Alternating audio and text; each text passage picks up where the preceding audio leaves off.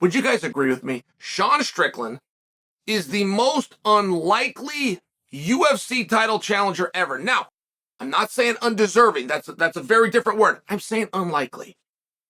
Let me personalize this. The day that I meet Sean Strickland, I'm in the Rain Training Center. We're putting our gear on. And there's a guy, turns out his name is Sean Strickland. He's with a girl. And we're visiting. And he shares with me that his record is 17-0. He's the King of the Cage champion. He did not share that arrogantly, by the way. I asked him, getting to know each other, putting our gear on. But he said this, and he's 21 years old. Like, to be 17-0 and 21 has massive math problems.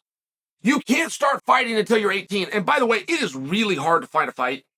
Like, that's a hard thing to do. There's a strategy in that. Maybe you know the right people or your coaches. I mean, there's ways to do it. But you're at play, you're emailing, you're finding contacts, you're asking so-and-so for a number, you're badgering them. It's just hard to get matches. You can't fight until you're 18. He was 21 when I met him. So you're talking about doing 6 fights a year. Not to mention, I'm a huge fan. I know everybody.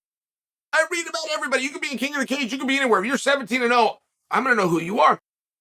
And I let the story go because he's with the girl, right? So I'm letting it slide. We get out on the mat, start working out. By the time that practice was over, I didn't know if he was 17-0. But I know if he had 17 fights, he was 17-0. He was really good. And not only was Sean extremely good, but there was an attitude as well. I can remember how I would drag into those practices. It was a discipline. My motivation was long gone, but I could operate on discipline. And there would even be a process, right? There would be cold water in the face to wake up a little bit, a shot of espresso on the way. There was like a way to force yourself onto that mat, particularly for the second workout of the day. This guy was happy, man. He was beaming. You could see it in his eye. He was having fun out there. He was encouraging. He was a great teammate, and he was a very skilled fighter. And where that gets to be even more rare, right? When I'm talking about unlikely, I don't know his background. And I don't mean that he came through King of the Cage or that he had 17 fights. I mean, I don't know if he wrestled in high school. I don't know if he was a karate guy when he was a young man or his dad was a martial artist and they worked out in the living room. I don't know. I don't know who his trainer was. I know what gym we were at, but I don't think he had individual coaches. I don't think he was doing like mid workouts and getting some private advice and had somebody really breaking him down and sharing just exclusively with him. I don't think he did. I don't know that he has that today.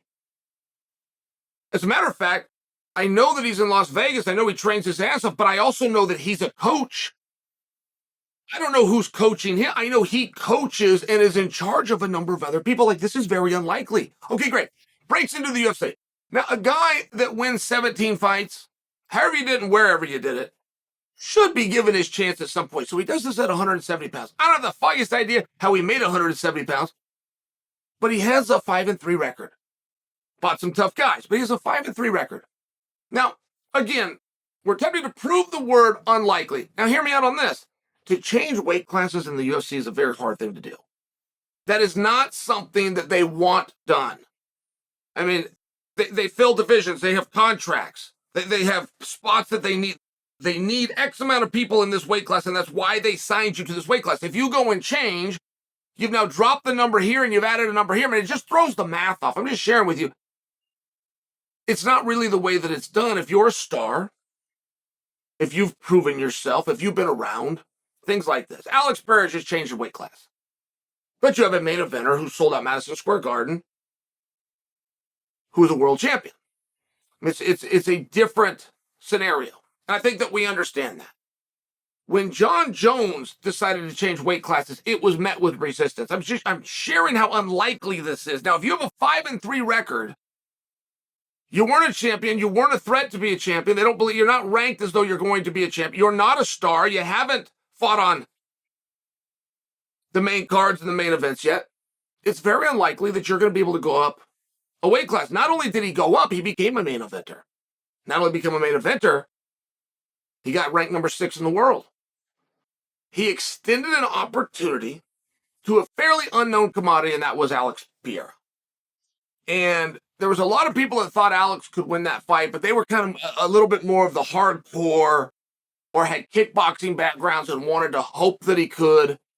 Now, I'll just remind you, but no one would fight Pierre. That is why Pierre ended up with Sean. Pierre, who turned out to be the best fighter in the world, but we didn't know it at that time. This was a kickboxer that didn't have a lot of experience. He had a history with one guy, so the story was kind of driving him through. But we didn't know a lot about him. So that extends to Sean. Goes out there, fights his style, but he ends up losing the match to what went on and turned out to be the best fighter in the world, who, by the way, is gone from the division. Like, do you want to hold that against Sean? How are you going to hold it against him when the guy's not even in the division anymore? It's an interesting conversation. You certainly could, but he then drew into Cannonier. Now I can go on and tell you about that fight and how I thought it should have been scored, but at the end of the day, he lost the fight. So now you have a guy who's lost 2 fights in the last calendar year, one of them by stoppage, who's about to fight for a world championship. That is unlikely. That's the only thing I'm attempting to is that this is a very unlikely thing. And not only is he getting ready for the championship, he's the right guy. Even with those 2 losses of the calendar year, he's the right guy. Israel Adesanya is owed parity.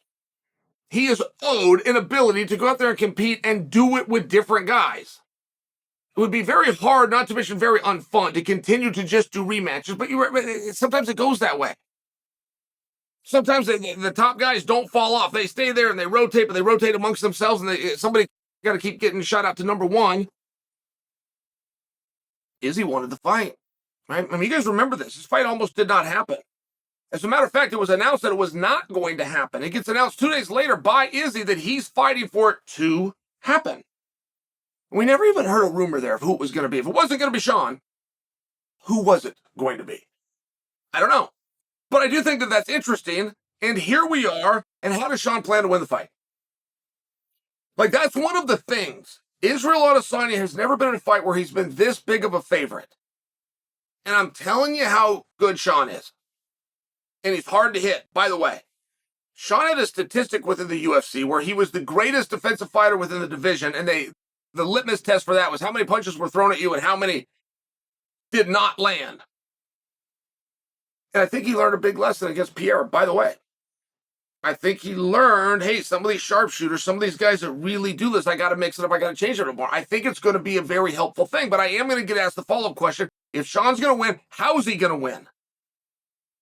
And I would be curious, because a number of you do think there's going to be an upset. How do you see it? Is he going to take him down?